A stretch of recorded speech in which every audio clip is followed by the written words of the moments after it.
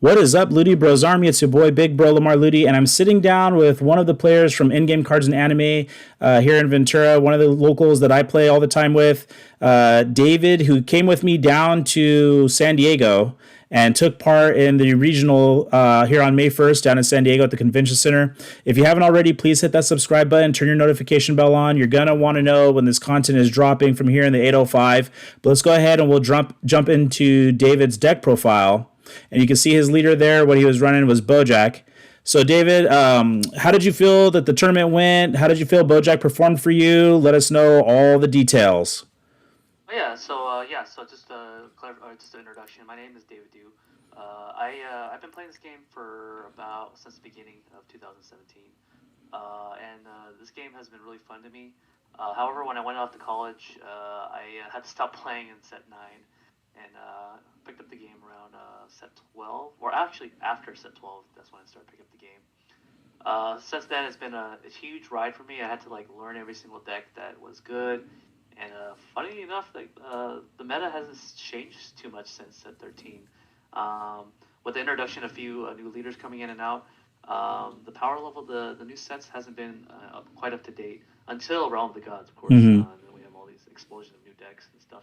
Mm-hmm. So I decided the tournament. I felt really comfortable approaching my matchups. I just did a lot of testing against most of the meta decks for every color. So I didn't feel like I was really caught off surprise by any matchups at all. So Mm-hmm. felt really good going in. And funny enough, I was actually going to play Gogeta Xeno, Okay. and then after playing a couple games on Untap and some of our friends, well, against my friends, Gogeta Xeno was like broken. Like Mm-hmm. every time I opened up the wording, I first turn I was winning the game. Mm-hmm. I was closing out the game like every single time.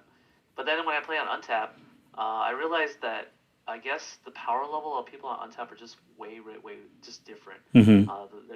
Their strengths are towards the grind game, as opposed to my close group of friends. They're more towards the close out the game as soon as possible. Mm-hmm. So it wasn't until I had that realization that I needed to change up my game plan. Mm-hmm. Either I took Gogeta Xeno and make it a mid range deck, but I don't think that's the strength of the black leader, or I take a completely different deck, which was Bojack. Okay. And yeah, after hearing about it, Win in Leeds, which is the UK region, I think it was. I saw that too. Um, Mm-hmm. yeah, I was just like, man, what's up with this deck? Like, how is it that this random leader is actually doing well? Because I used to beat Bojack all the time with Gogeta, Mm-hmm. and then it wasn't until I was actually a big shout out to that guy. Actually, his name is Big O Notation. I'm not sure if I can shout out people here. Yeah, yeah, shout him out, man. I actually Big O Notation and I've played with him before in the Rising Phoenix Odyssey tournament. So he's a cool guy. He's a Yeah. friend of the channel. So yeah, go for Oh, it. awesome. Yeah. Okay, yeah. So yeah, big shout out to that guy. His YouTube channel actually has like a whole like lecture series on how to play Bojack, Mm-hmm. and I find that really cool because I was a college student, and the way he just professes Bojack, it's just like wow, like this kind of inspires me to play this leader. It's a Mm-hmm. really strong leader, and I guess the way he designed the deck was to make it more for the grind game as opposed to closing out the game, and huge respect for that. So yeah, I mean, after playtesting with it in every single matchup, I felt like the only weak matchup I had was against U7. Mm-hmm. If the opponent knows what my cards did, Mm-hmm. right, and if they don't know what my cards do, like there's a good chance I'm winning that game because you have to know how the deck interacts with the red leader. Mm-hmm. But yeah, U7 really bad matchup for this if you know what you're doing. Another bad matchup is Soul Striker. Mm-hmm. Soul Striker just has a bigger unison, the blue unison. So when you're having a blue mirror match, it's whoever has the biggest blue unison because you're gonna pay so much energy for the blue unison. Mm-hmm. It's nuts. I can't get rid of them. So Yeah. yeah, those were my two weakest matchups throughout the. But I never got to play Soul Striker, but I did play Okay. U7. Okay. Yeah. Yeah. So do you want to go in the deck profile? Yeah, man. Let's jump right into the deck profile. Okay. So the Bojack leader. I guess I should tell you what it does. So on the front side, his permanent reduces all the Bojack brigades by one energy. Mm-hmm. It has to be blue. So mono blue Bojacks are reduced combo cost by 1 to 0. So it enables a lot of comboing from my hand, especially big Bojacks that are like 10k combo shields or 10k combo. They're like naturally a one cost, but since this leader reduces to zero, I effectively have eight super combos in this deck. Mm-hmm. So, and if you count another extra card in here, I can actually make this 12 super combos. So, um, but the thing about making these super combos, like labeling them super combos, is that you don't often use it offensively. You use it defensively. Okay. So it's kind of like a defensive super combo as opposed to an offensive. The other ability is use one mono blue energy from your combo area. That's a mono Bojack Brigade in your energy, and you combo it into your combo area. And once it leaves the energy to the combo area, the top of the deck goes into the energy Mm-hmm. to replace it. Mm-hmm. And the funny thing about this leader, he doesn't draw at all. The only time he draws is when he awakens. Mm-hmm. And so, knowing that, like, why would I play a leader like that doesn't draw, right? Like, you kind of want to see your options. Okay, so yeah, when you combo from your energy, um, it doesn't just go to the drop area. It replaces itself somehow. So like, so I'll give you the example as the profile goes on. Okay. But the concept is when you combo from your energy, those Bojack brigades actually trigger effects Mm-hmm. while they're in the combo area to replace themselves. So even though they go to the drop area or maybe they go in the battle area, it actually just never leaves. So that's how Bojack draws Okay. by putting in battle cards and drawing So it's cards. kind of comparable with like Android 16. Yeah, exactly. Yeah. So it just pluses in other ways, Okay. which is really nice. His awaken ability, if you have 3 or less life, you can awaken him. Untap one, draw two. So it's kind of like Shinra, the yellow one. I often use that condition when my opponent is playing an aggro deck. So because there's another way to awaken this guy, and the other way to awaken this guy is if you have a unison that has a specified cost of 4, Okay. which is the blue unison, most likely. There's another one, but I'll show you later. On the backside, he does the same thing, reduces the combo cost of the Bojack Brigade, and he also combos from the energy. So if you want to utilize him to the max, combo from your energy on the front side, on the battle step, and then awaken, and then do it again. Okay. It's really strong. Yeah. The only new ability that he has on the backside is once per turn you can pay 1 blue energy, and then you pitch 1 card from your hand, and then from there you could untap 4 energy. So you get a net gain of 3 extra energy. The Nice. only stipulation that you have to worry about is that if you do use that ability, you can't activate counter skills from your hand. So, but Bojack has a way to play around that, Okay. obviously, because of the way the deck's built. Okay. So yeah, that's the blue leader. Let's go into the Bojack brigades. I think the best Bojack in this deck is the Bojack the Evildoer. Mm. He's a dual attack 20k blue card, I guess. But when he comes out into play, he bottom decks a battle card. And he does cost 2, so if you combo him from the energy, like I said, we're using the leader ability or some extra cards in the deck, or you combo from hand, you can pay 2 energy and you can play him. This acts as a form of interruption on your opponent's turn, so that your opponent just can't play the way that they want. They have to play around certain things. So definitely the best card in this deck. I would play more if I had it, or if I can in this game. Yeah. 4 is You got 4 there at the max. the legal maximum. Okay. Let's see. The 1-drops I play. Let's start with the 1-drops first because that's kind of important. The 1-drops I play is Gokua the Calamity. Mm. A lot of great things going for this 1-drop. First, it helps you get your unison from the top 5 if you have it. Otherwise, you have to look for a Bojack Brigade that costs 3 or less. Okay. So just a note, you cannot search for him of the top 5 because he's a 4 cost. Okay. So only 3 costs that you can search for. 3 costs or lower. His other ability, which is really good, you pay 1 energy, and he gets 11k in critical until your next turn. So a thing I like to do is if I'm playing a deck at the grind game, he shines in the grind game because critting your opponent forces them to either discard a card from their hand to combo out of it, or they lose a card from their life permanently, which is to send it to the drop area. Right. And then if they try to clear him, they have to worry about me comboing from my energy to protect him. So they have to combo up further past the 15 spot. Mm-hmm. So he's only at 1-drop, by the way. So if they're trying to combo high to just kill 1-drop, you've already won the game. Right. You've already won the value. That exchange right there. Mm-hmm. Yeah. Yeah, so he's really good. I think he's definitely one of the better ones. One drops in the game, I would say, but definitely for this leader, he definitely utilizes it to the maximum potential. Okay. Okay, the other one drop I play is Beto. Now, according to Big O notation, Beto is the early game unison Punisher. And the reason why I say that, he does exactly what Goku does, except instead of plussing a unison or a Boujack brigade that costs 3 less, he draws a random card when he comes into play. Mm-hmm. And he gets double strike if you pay that 1 energy. So just like him, he's like a twin, where you pay 1 energy, he gets 11k, and then a keyword, which is for him is the double strike. Okay. So if your opponent plays like early game unisons that cost specified cost of 2, you can pay 1 energy and basically take off 2 unison or 2 markers off it, just for basically nothing. Right. Yeah, so that's what you want to mulligan for if you're playing against a leader that relies on early unisons. So yep, that's Beetle for you. Another good card in this deck is Zangya, the Evildoer. This is going to be your draw power early game and maybe even late game. So her ability is if she's combo for the energy or your actually battle area, I guess that's kind of weird.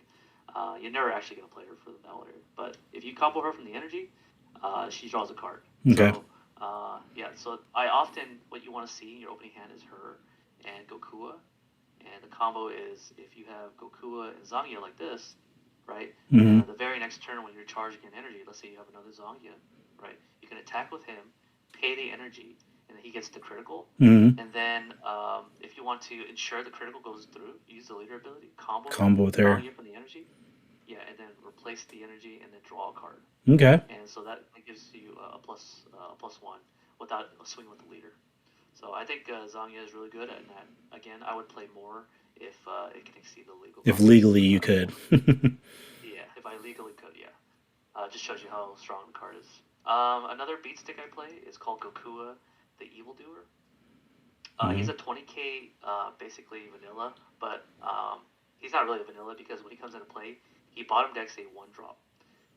So depending on your matchups, you want to keep this guy in your opening hand just because, let's say you're playing U7, they do play the U7 Gohan, so they do have they kind of rely on it to gain advantage. You can bottom deck that 1-drop during your opponent's turn because he can just be combo from the energy and pay 1 energy and play him. Other than that, he's a beat stick. He's like 20k. Mm-hmm. It's really nice stats for 1 energy. Yeah, 20k bodies are always going to be critical right now. Yeah, very critical. Mm-hmm. Yeah. So for my 2-ofs, I think it's important to go over the 2-ofs. This is a meta call. Big O Notation does not play this in the main deck, but I do. I think this card is really great against Gogeta Xeno. What it does is you can combo it from your energy. If you combo from your energy or from your hand, you pay 1 energy to play him. Mm-hmm. And he has unique, so that's why I won't play 2. But when he does come in and play, he's a blocker, and then you get to choose one of your opponent's battle card. And the cool thing about him is if you choose, you have to choose a battle card that has greater than the energy cost than the energy they have. So obviously thwarting is the target for this guy. Mm-hmm. And what it does is thwarting cannot attack until their end of their next turn. So if you think about that, thwarting has that keyword unique, and so they can't play a second copy to run you down because their first copy is still on board. And the cool thing is it can't attack until the end of their next turn. So you've effectively locked out them out of using thwarting for like 2 turns if they do the sequencing wrong. Yeah, so I think it's really mighty of that. I don't play the AOD Boujack, one because I don't own it, but secondly, I don't think it's that necessary in this list to play that Boujack. Yeah, but that Boujack is it's all right. Yeah. It has its uses, but I think this is a better slot for that space. Mm-hmm. The other 1 cost or the 2-ofs I play is Bujin the Commando. What you can do is you can pay 1 energy from your hand to negate, or if he's in your energy, you can actually pay 1 energy and then play him from the energy and then replace the energy where he came from to negate the attack.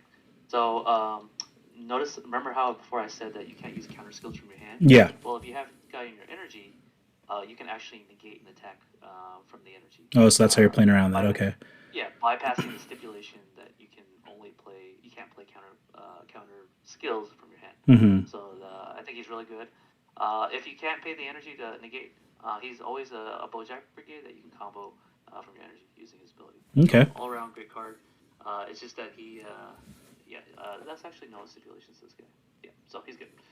Um, yeah, and then the other one I play is called Beto the Evildoer. Overlooked for sure.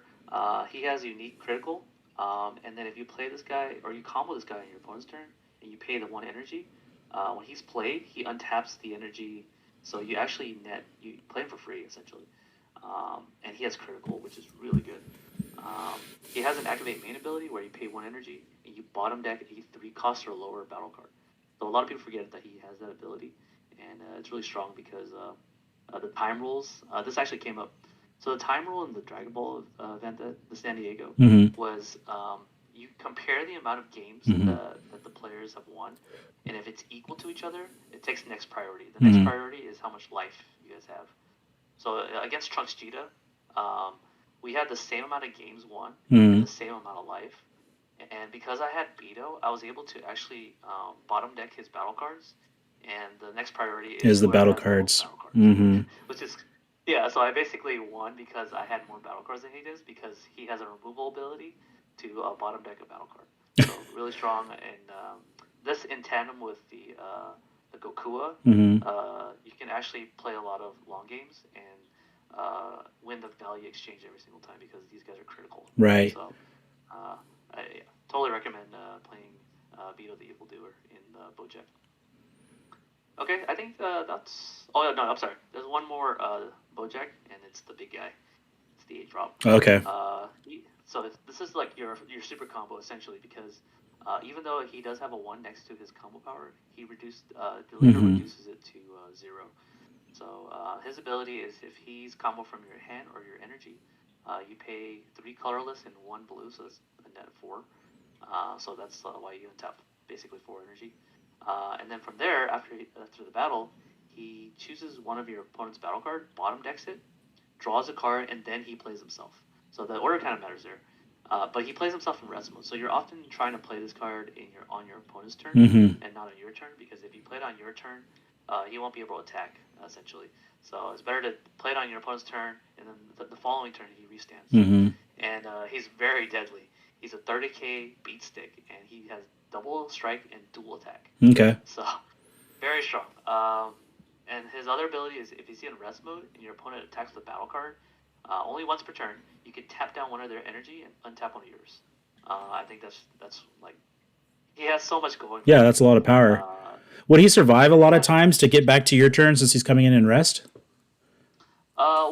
Since my opponents don't know what this guy that this guy even exists in my deck, Mm-hmm. they often don't play around him when he Okay. does come into play, and then by the time he's active, he's already done his He's job. already done his work. Okay. Yeah, he's bottom decking, and he's like dual tech, double strike, 30k. Like you he's actually pretty nuts. The only downside of him is that he doesn't have barrier, whatever. But Right. like he's a 10k combo shield. He's a 10k combo. Like he's broken. So yeah, that's the big boss card of your deck. He's your main finisher.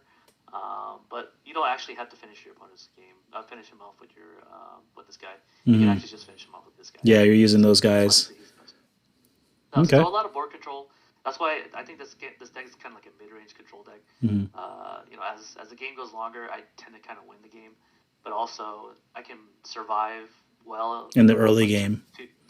like the 2 to 3 range Mm-hmm. because I have a lot of board control with these guys and stuff. Okay. So yeah, those are all the Bojack brigades. I think I want to go next into the not that. Let's go next into the super combo, I guess. How many cards in this deck? I play 53. 53. So I do play this Zeno super combo. So this is a very passive deck. You let your opponent do the work, and then you just react to them. This Zeno super combo, I guess a lot of people didn't know this, but you can actually activate this guy's ability when you have 5 or less life. Mm-hmm. So I guess it's kind of weird. A lot of my opponents didn't know that. They thought that I have to be at 4 or less life. No, you don't. Oh no, yeah, it's 5. Yeah, he can combo Mm-hmm. with 5 or less. He doesn't draw, but he does something better, right? So because my leader is often flipping up random cards from the top of my deck, I often want those random cards back to my hand. Mm-hmm. So this acts as essentially a pathway a bridge between my hand and my energy. Mm-hmm. So I can combo him and then add any card I need from my energy back to my hand. Mm-hmm. So it kind of makes it like the energy is kind of like a toolbox because of the way he's flipping random cards into my life. So he doesn't draw, but he does draw if you play him for one energy, Mm-hmm. which can come up sometimes. Well, and then If you're also you playing can him take for a one tapped energy. card back to hand and then put something back in active mode, right? Precisely, Mm-hmm. yes. So you can do that, and it bypasses like cards that say if your opponent untaps an energy, because you're adding a card to your hand and then you're putting it into your energy. That's Mm-hmm. not untapping. Okay. That's kind of like I don't know. It's a bypass to the side decking mechanic. Okay. So yeah, that's really cool about him. Helps you react better because if you're tapped out, you got Zeno to save you. Okay, that's my super combo. So Galactic Buster is kind of like my other super combo. Mm-hmm. You get the combo Bojacks from your energy, but you can also combo non-Bojack cards because as long as it's mono blue Mm-hmm. and it has a combo cost of 1.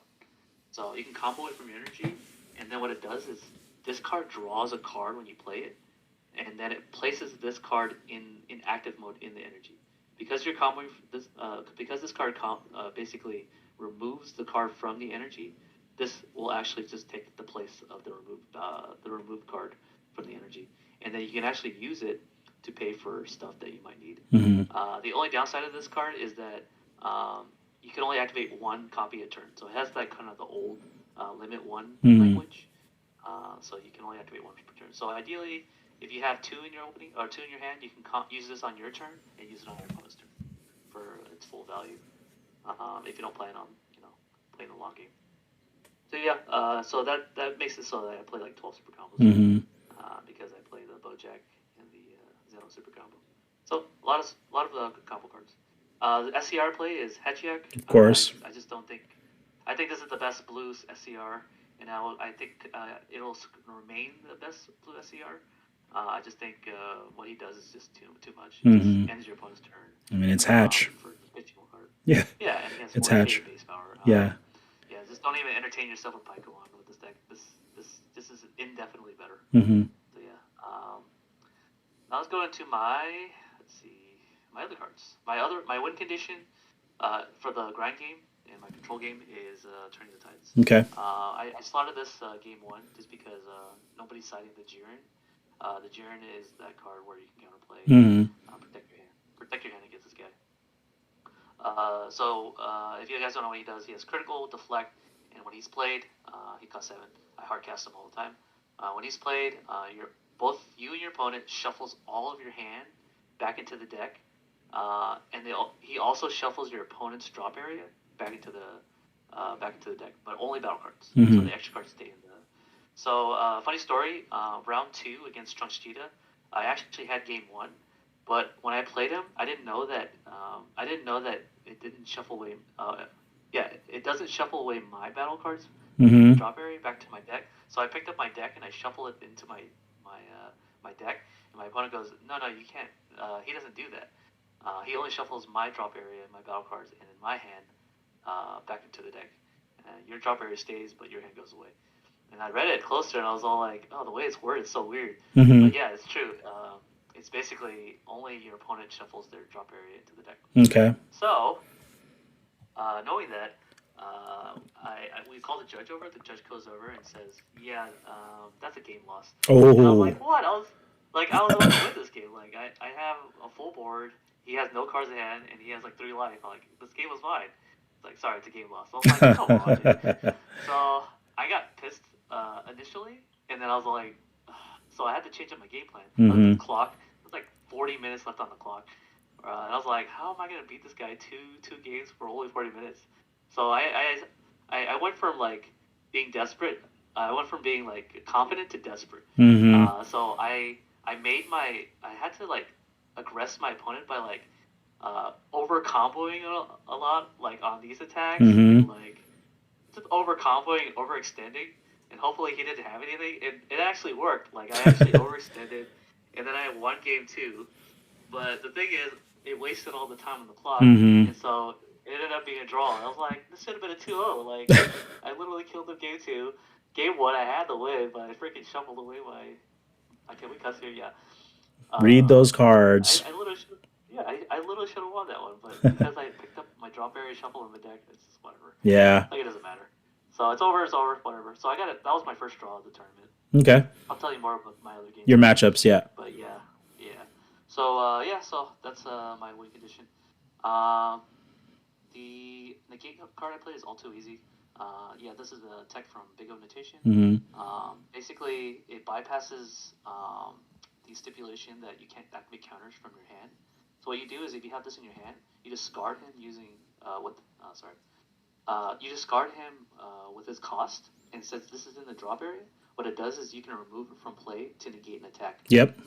You have to remove this card and one blue card, I believe, Mm-hmm. from your hand when negating. So this bypasses the stipulation that you can counter from your hand. You can just counter from the drop area, which is so weird to me. That's why you play the one of copy. When this card does negate, it bounces back a one drop back to the hand. Doesn't ignore barrier, but it's fine. Mm-hmm. That's something you can know about that. Okay. The other card I play is Chill's Army Reinforcement. Terrible card in this format right now. You might not believe this, but I often cited this card out every single matchup. The reason why I say that is because the Piccolo Unison actually KOs this card token. So you're effectively playing one life for a negate, and that's it. You don't that's it. Matchup. If you play against Sin and you try to negate, the Sin 9 negates the blocker ability. Even though you do get the token, like the token's just 10k, doesn't do anything. You can't even combo with it. So really bad. And then against Trunks Cheetah, well, you negate, and then they arrest it. They arrest it, yeah. Why am I playing this card? So I often cited this card out. I think moving forward, this is going to be D-Magic. I plan on playing Boujack for the future. I'll cite it against matchups that don't, hate on tokens, but in the main deck, this does not deserve a spot anymore. No, you're on the right path because actually in my main deck, I only ran one of those token negates in the deck that I ran down at the regional. Yeah. Testing the opposition, I'm guessing. Yeah. So forward, taking it out for D-Magic. So I think this guy is really good. But Big O Notation actually wanted to take it out. I think this guy's amazing. What he does is during your opponent's turn, his cost gets reduced from 3 max for each of the energy. So what he does is he negates them. He has Deflect, which is really good. Triple Strike, Unique, and Barrier. So the main utility I have for this guy, other than the fact that he's has all these great keywords, is yes, he can also he has that ability where if your leader card is mono blue, all battle cards that they control has to attack him, not the leader. So it protects the leader from being attacked by battle cards. Miraculous transformation. Other than that, he's a triple striker. So he goes after unisons that doesn't ignore barrier.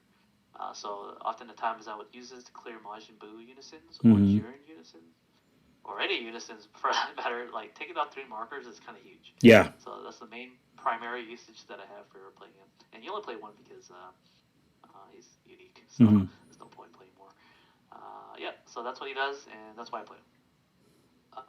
Another finisher I play is Fu the Dark Banisher. Sorry, not Shrouded Mystery. I do miss Shrouded Mystery because it steals games, but he does all right. The idea behind him and Android 17 is kind of the same. He taxes the hand, he obliterates the hand. So and the difference is he plays himself on 4, but I play him on 5.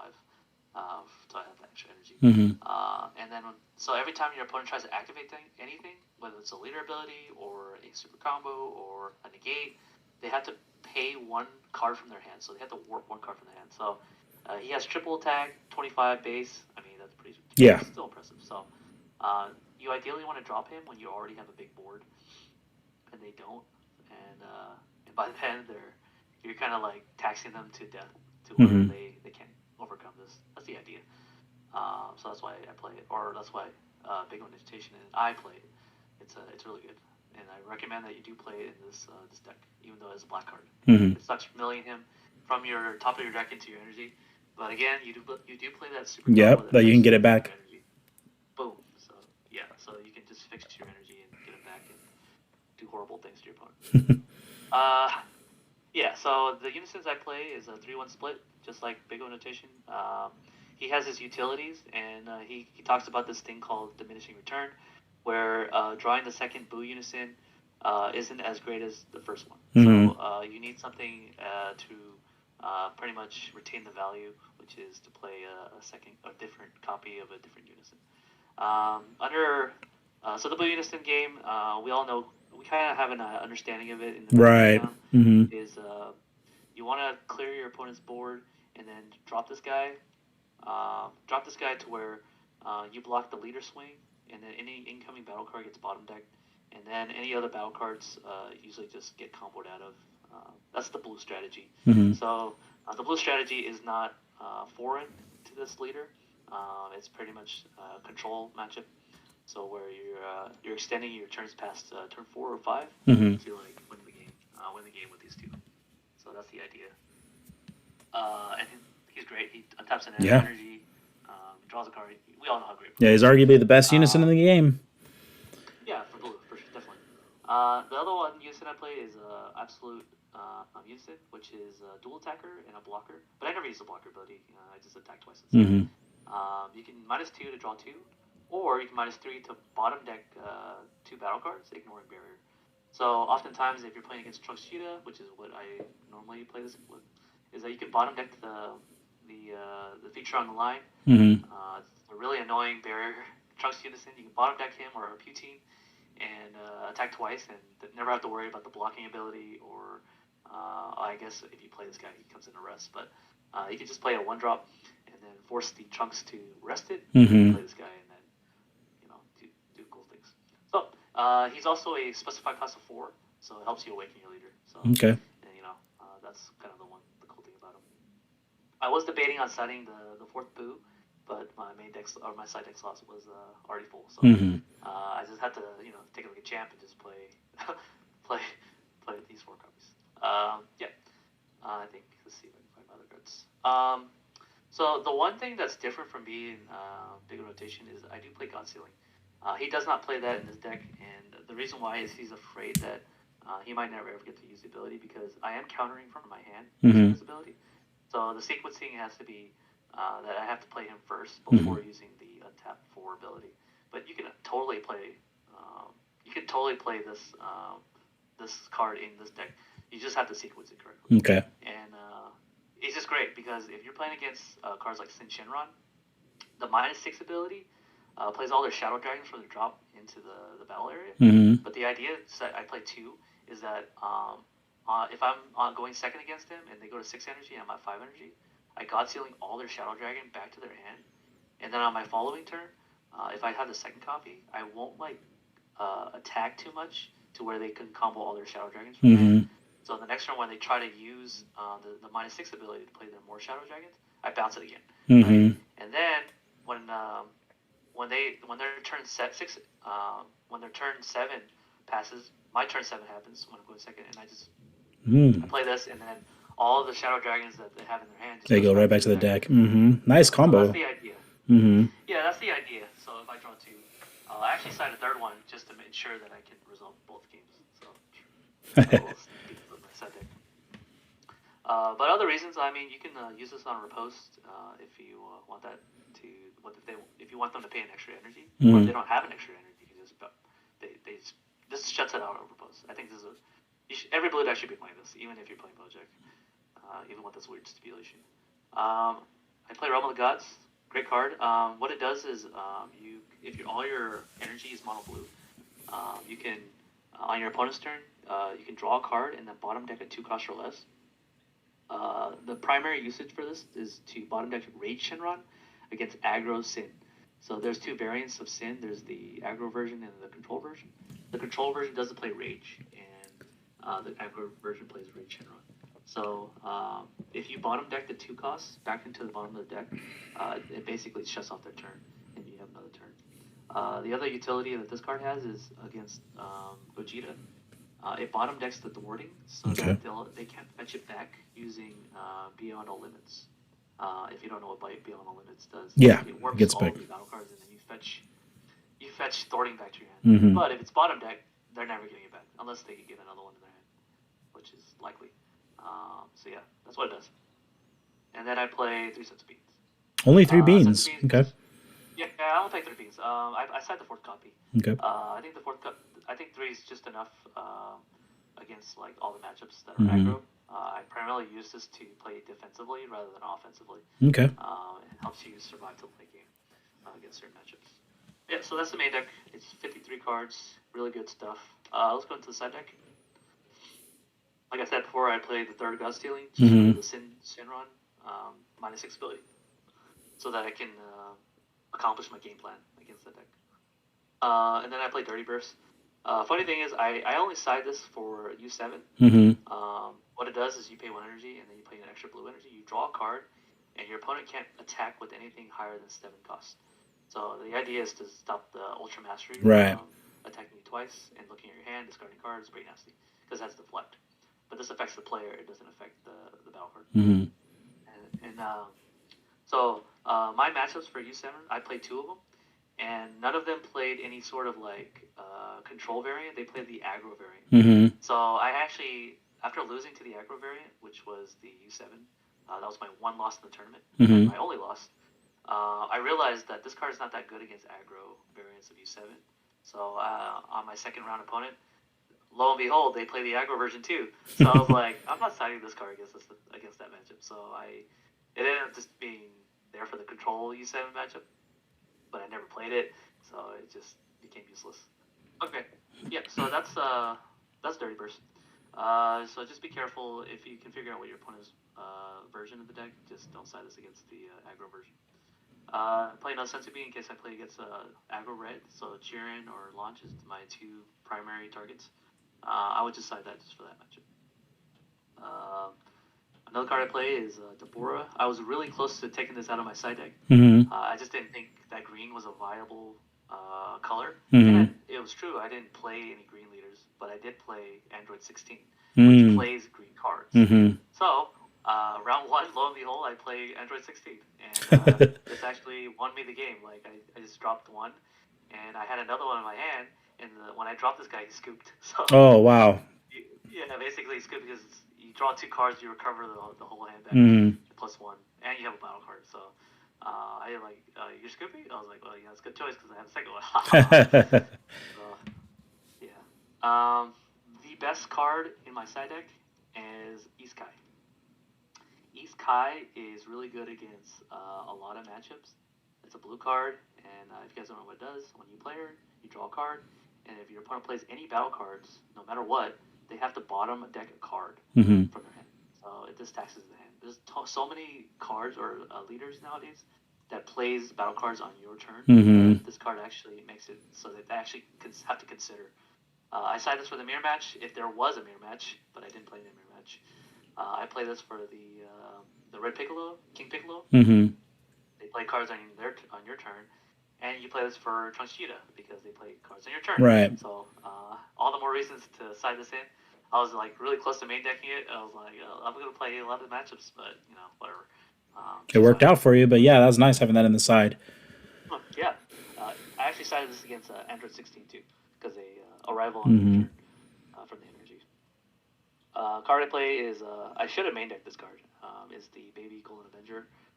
You normally need this for the blue mirror because when they play the turning the tides against you, you want to have something to bottom deck this guy and then draw a card after Mm-hmm. this resolves. So you at least have one card to stop them from killing you, and they'll have 0 cards in hand. So yeah, or you can play this against. You can side this for Trunks Cheetah because they have a lot of counterplays. Mm-hmm. Funny enough, I actually sided this for King Piccolo too because King Piccolo has a ton of negates for some reason. So Scion, Violent Rays, Testing Opposition, you name it. Mm-hmm. Another thing I want to add to this is that this actually hates on tokens too. So which is why I hate token blockers now, just because this guy exists. So Right.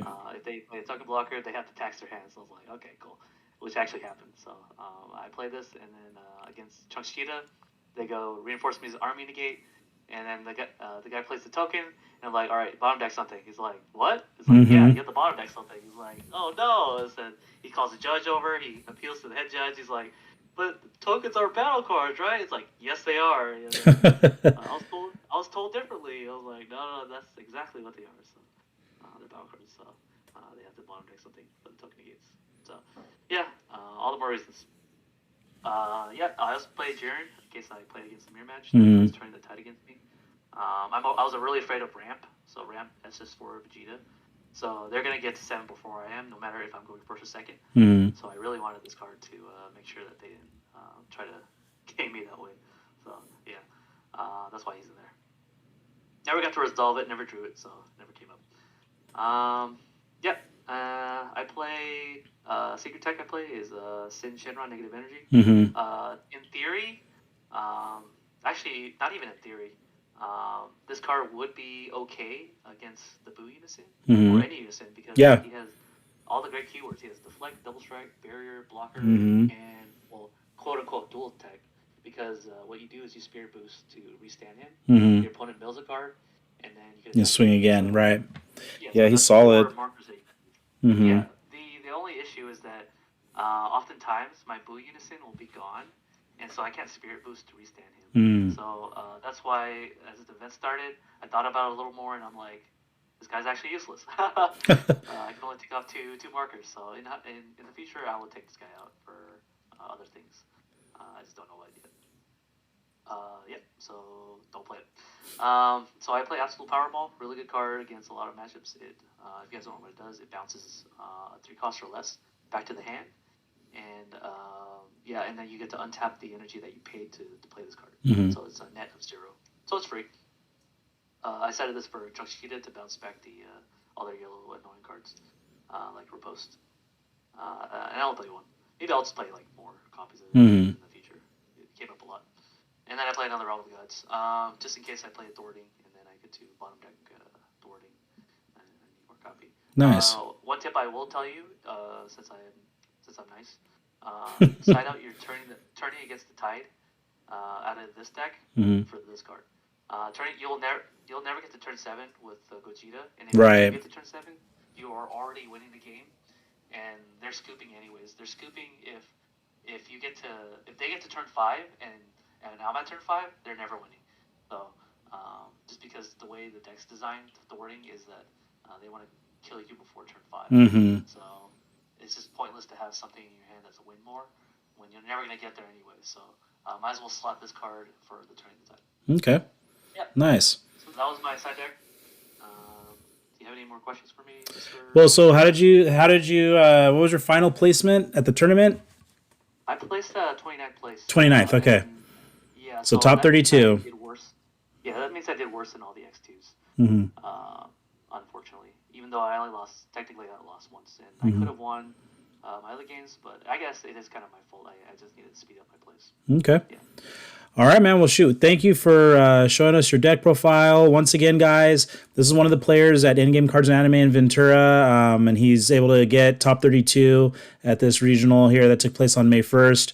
If you can, come on down to In-Game. We're all there. We're all playing every Sunday at 2 o'clock. We'd love to see you guys there. All right. Well, thank you for tuning into this video. Thank you, David, for sitting down with us today, and I will see you guys next time. Thank you for watching the video.